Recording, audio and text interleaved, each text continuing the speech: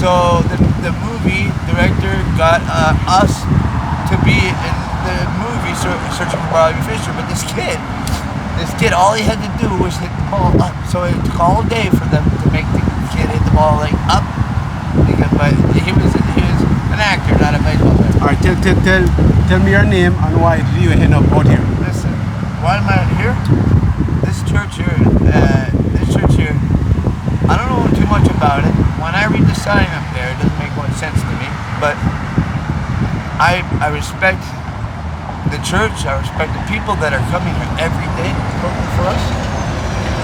I pour my heart to these people. You know, like every day feeding up people, and you know, it bothers me. Some people don't respect the areas and stuff like that. You know, I do my stuff, but I clean up after myself. Always. I might look messy over there, but I don't leave a mess. You know what I mean? When I leave, I clean up.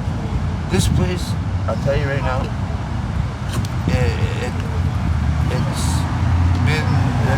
it saves a lot of people.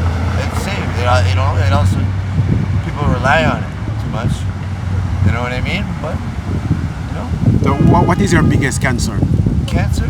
What is your biggest concern? Concern about this place? No, in general. Fentanyl for sure, and sex trafficking. I don't like that using women or I'll get them high or whatever and whatever. That's stupid. I like, you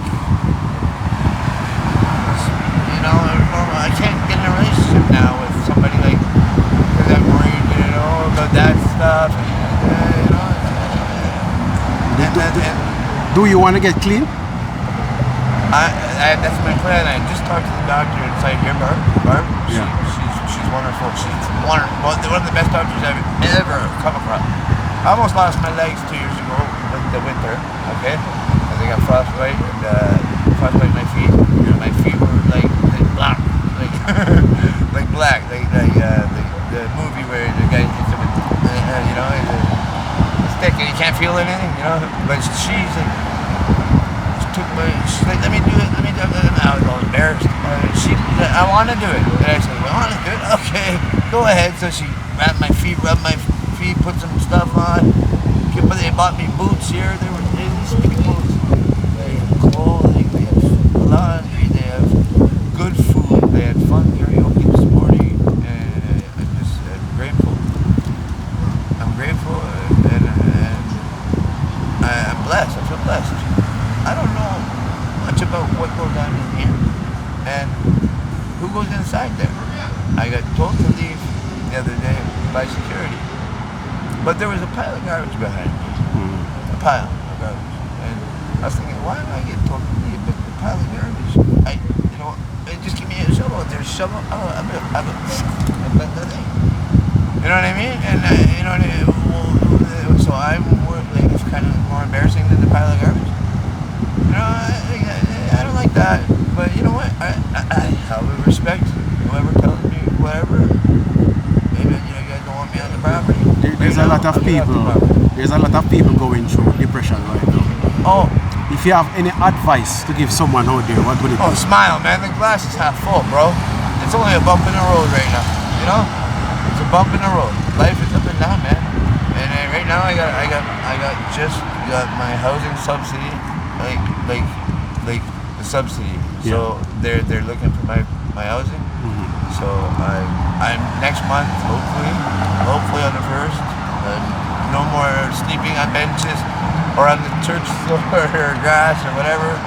Sometimes I'll clean this whole thing at nighttime. I'll go over to 7-Eleven and I'll clean their whole thing. They give me free stuff. But I can't sleep. I'm a night person now. You know? In the day, I go find some shade and I sleep. Yeah. You know? I got depressed the other day. Really depressed. You know? And my friends were saying, come with me. I said, fuck off. Excuse me. I want to be alone. I need my alone time. Everybody needs alone time. Mm-hmm. But the glass is half full, man. And this is just a bump in the road. I've been through a lot, bro. Yeah. 3 years there, 2 years in jail, and then another 20 months right after that in prevention system. No, there's no help in the prevention system. And then I come out and I'm relying on them for housing and all this and that.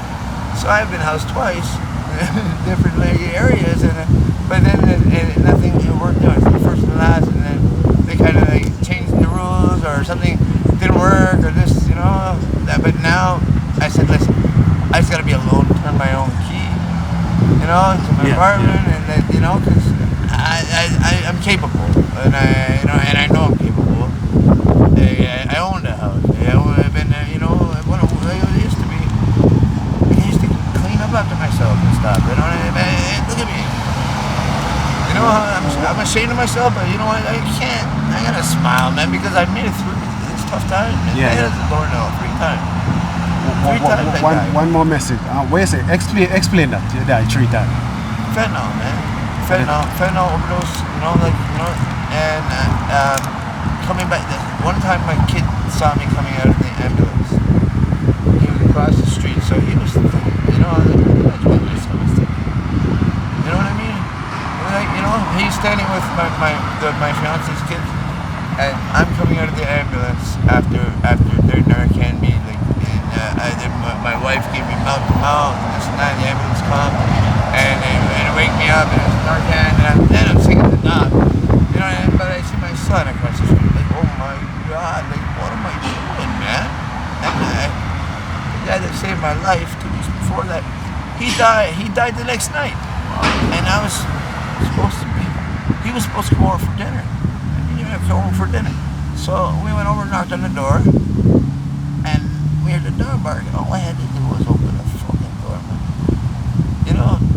And the next morning, I went over, I took out the garbage, and went over, and I seen the fucking corner and all that shit going into the bed. Yeah. Pick him up, and his sister was yelling and screaming about the dog, or the dog. Oh my God, this guy saved my life the night before. He said, Adam, I had to. You were blue. You were dead. I said, how long has it been? I was supposed to go home. My wife's going to kill me. You know what I mean? She said half an hour. So, I got to, it was only been like 15 minutes, but everything was cleaned up. Because he called just in case there's a compassionate law. Yeah. If somebody's overdosed, you can call for an ambulance. It's called the compassion law or something, where they're not supposed to ask you, oh, why did you get the drugs, this and that. They're supposed to just come and help save the life. Right. And that's the only concern. Otherwise, some people won't. They're scared to call because they're gonna ask, oh, my fentanyl or whatever. But listen, I don't give a fuck. Who got a phone? Call a fucking name. And I say, I've been running on trash and saving. I never lost someone yet on my watch. You know what I mean? Because I won't quit. I won't fucking quit. You know what I mean? But I've lost a lot of friends. But not in my house or anything. But I had to save people. And buddy, this drug is a fucking. It almost feels like some kind of like. It's turned people. I've never seen anything like it. Crack. Remember crack in the 80s? They was just shooting people over crack because the crack was so fucking good. Yeah, but motherfuckers weren't dying off one toke. No, they weren't dying off a toke. No, nobody ever died for crack. One more thing. What message you have for young people? Young people? I just went over to the staffing agency and I said, listen, can you get a 16-year-old a job? Because he just came over and tried to offer me drugs. I said, can you give him a job? I said, yes. I said, okay, listen. Because I don't agree with 16-year-olds selling drugs. And the kid told me, I got a record.